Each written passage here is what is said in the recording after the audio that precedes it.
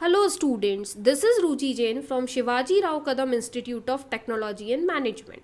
Friends, today's topic of discussion is free consent. As we all know, in section 10 of Indian Contract Act, one of the essential of a valid contract is free consent. Now, when we talking about free consent, the meaning of consent word is defined in section 13 of Indian Contract Act. The two or more persons are said to consent when they agree upon the same thing in the same sense. When as offer is explained to someone as it is the offer is accepted by the someone, then that is called consent without use of as it is without use of any force. Then according to section 14, consent is said to be free when it is not caused by coercion, undue influence, fraud, misrepresentation and mistake. These five types are the elements. If any contract is free from all these elements, then that contract is called free consent and that contract become a valid contract. Now we are talking about coercion. The section in section 15 of Indian Contract Act, coercion is defined.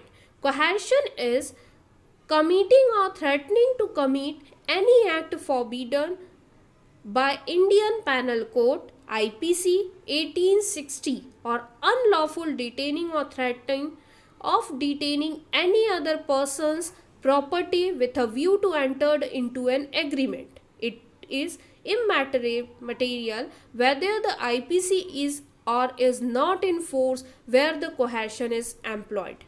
It means, in simple words, when we talking about coercion, if somebody uses its power and do some unlawful act which are defined by Indian Penal Code, then for doing the contract, then that contract is called under the coercion, or in that contract coercion is used.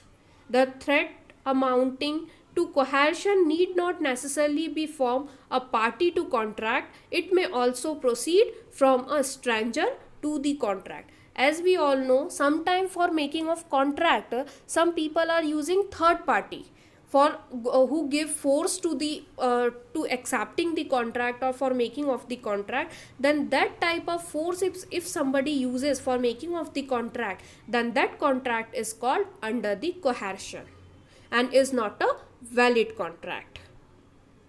Now consent is said to be caused by coercion when obtained by, number 1, the committee or threatening to committee by any act forbidden by Indian Penal Code. If any act is called threatening by someone by Indian Penal Code, then that is the consent by the coercion.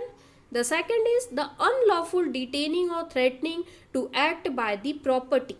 If any unlawful act is defined by the property or any of the property, then that is also under coercion. And it is not important whether the IPC is or not in force where the coercion is taking place. Sometime if the coercion is taking place and IPC is not applicable, then in that case the coercion exists and the contract is become a invalid contract or a void contract.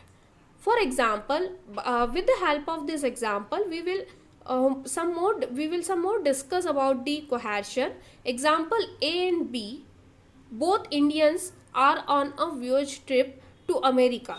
When the ship is on the Atlantic Ocean, B threatens A that it doesn't transfer his property to B's name, then he will push him into the water. Now what exists? B uses his power to A for transferring of property.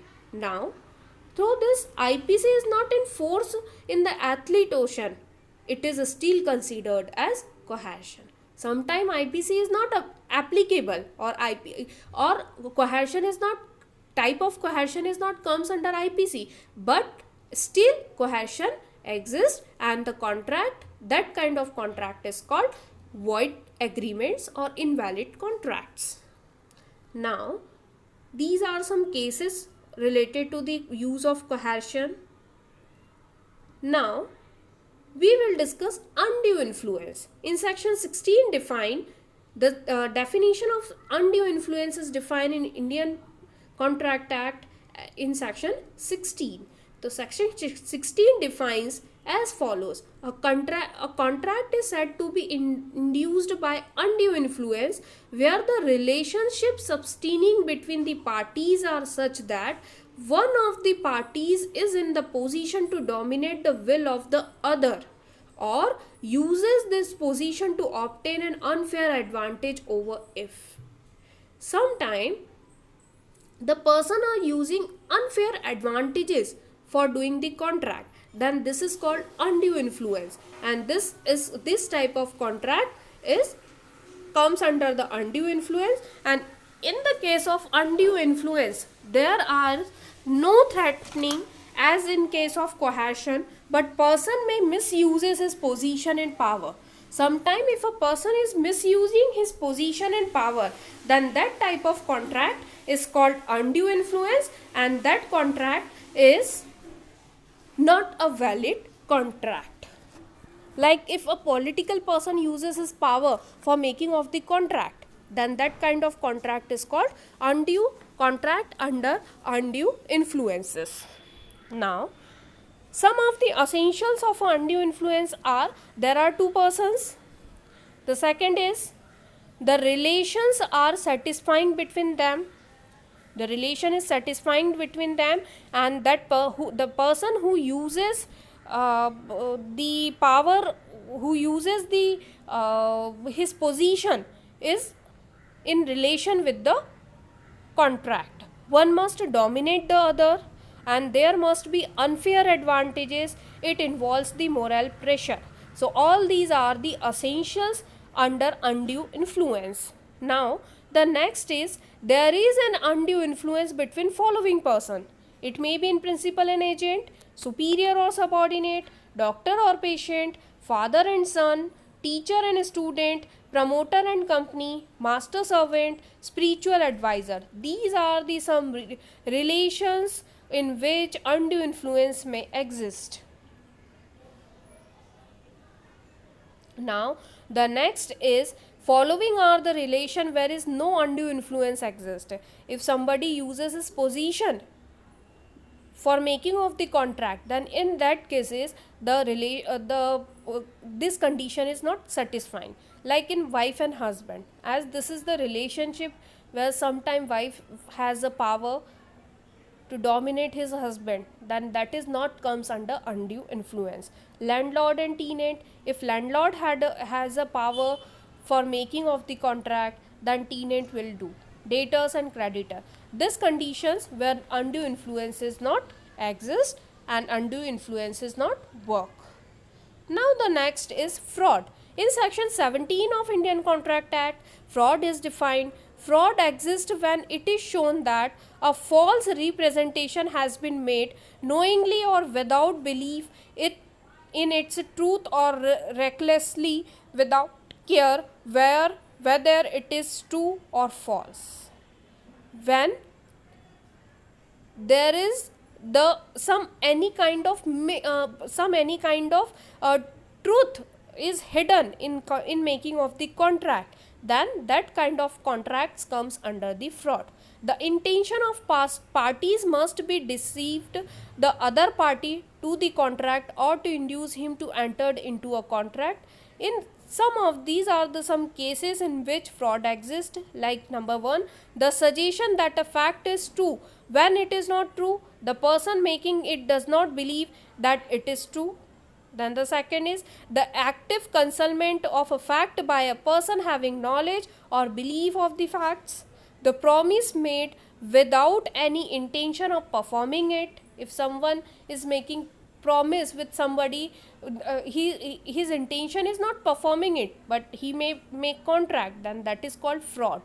Or any kind of feated to deceive, any such act or omission as the law especially declares to be fraudulent.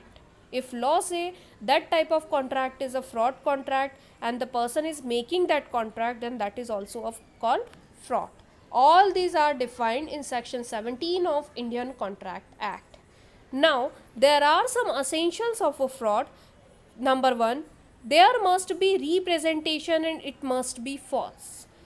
First important thing is there must be representation, and the other important thing is it should be in wrong way. The second is the representation must related to the material fact on which the contract is making. It should be related to that.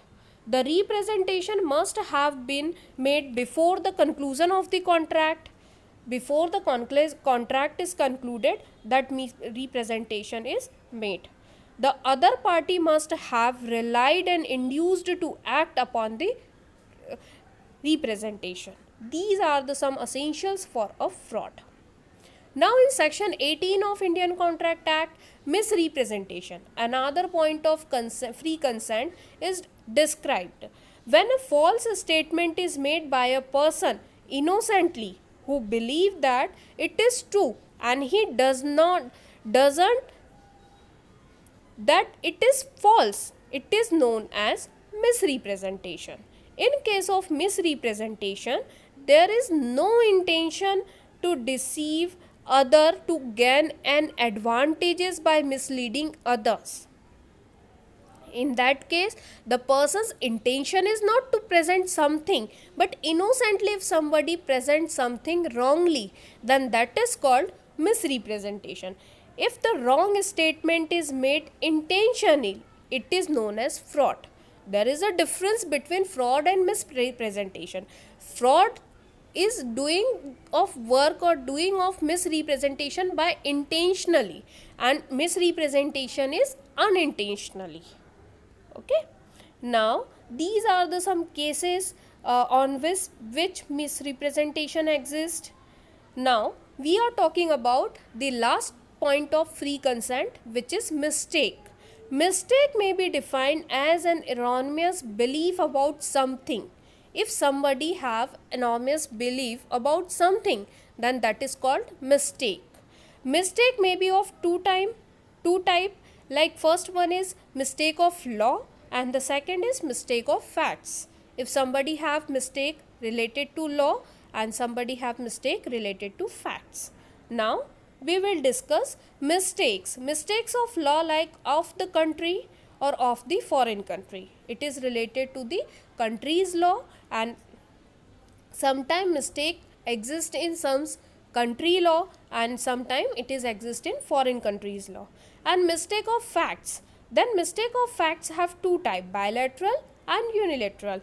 Bilateral mistakes means mistakes as to subject matter. If somebody present his subject matter mistakenly, then that is called mistakes of subject matter.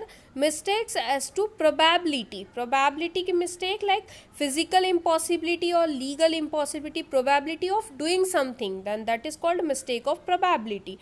And mistake as to subject matter is called like existence, identity, quality, quantity, title and price. If these things are present wrongly, then that is called mistake. Then mistake of unilateral mistakes, like as to person, related to the person, or as to nature, related to the nature of the work. If this type of mistake are present wrongly, like mistake of facts, then like this is related to mistake of facts is related to the presentation of our contract. The offer we present to somebody is doing some mistake, then that is called mistake under free consent. And this, if contract is made by mistake, then that contract is also called invalid or void agreements. This all about today's lecture. Under this we was discussed about the free consent, and free consent is one of the essential of a valid contract. Thank you very much.